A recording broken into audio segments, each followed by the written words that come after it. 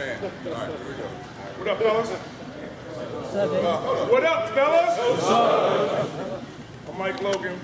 Some of y'all may know me. I got a couple more players out here, but born and raised in Pittsburgh, Pennsylvania. Born in St. Clair Village, raised in Whitaker Projects, and graduated from E.T.H.I.C.S. I heard Darnell talking about social media with you, right? Every time y'all get an offer, y'all put it on social media, right?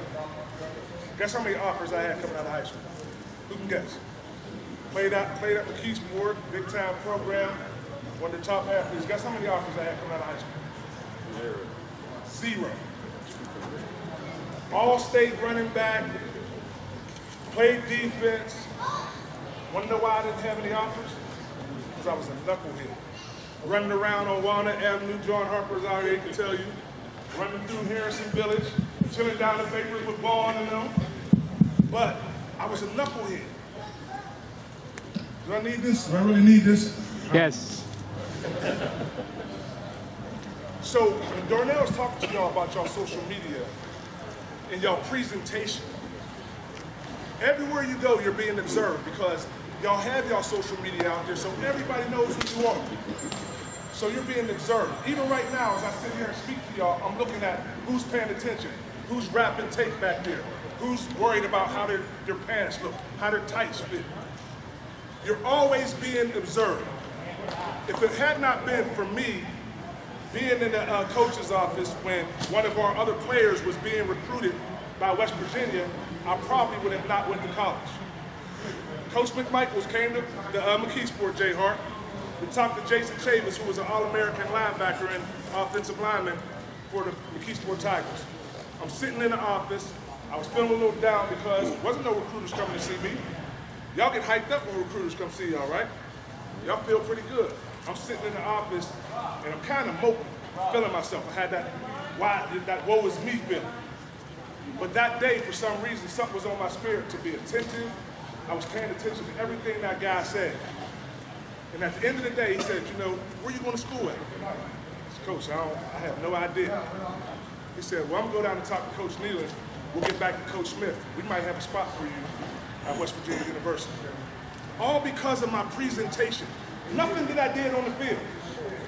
They didn't care about the all-state running back. They didn't care about having 12 interceptions. They wasn't worried about that. He gave me an offer because of my presentation. Your identity right now is connected to you.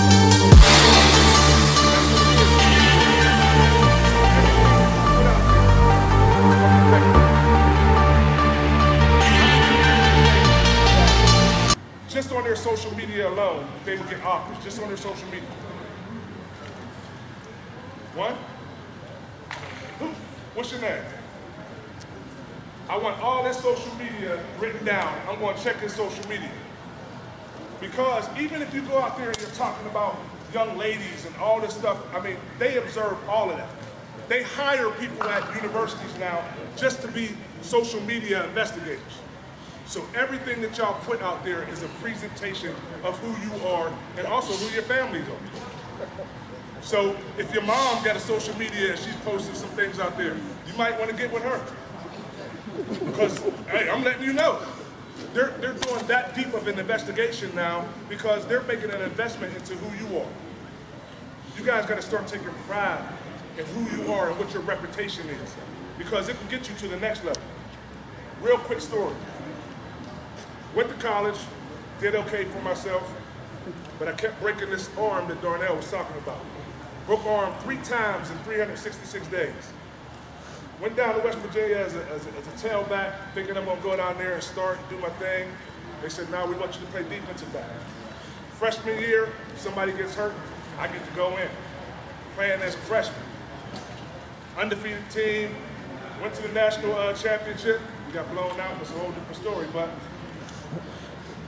went to the Senior Bowl. Was standing in the elevator, wasn't playing in the game because I popped my hamstring.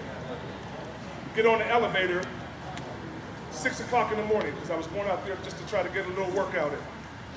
Tom Coughlin walks in the elevator. I'm standing there, I just speak to him. I look him in his eyes. Good morning, Coach, how are you today? I'm doing well. Mike Logan.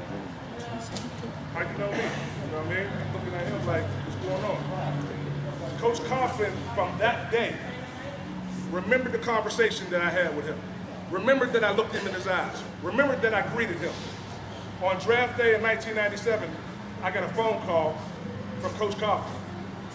He said, Mike Logan, I'm going to take you with the 50th pick in the second round because of the conversation we had in the elevator.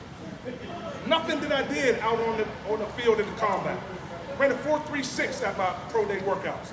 Did 225 16 times as a defensive back. He said, I don't care nothing about that. I'm taking a chance on you because of a conversation I had with you in the elevator. Think about the conversations you had with people as you walked in this building today.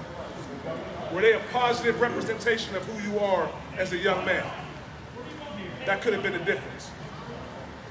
So please take heed about who you are and what you're printing on your social media, because it's a representation of who you are. And it just might get you drafted. I appreciate y'all time.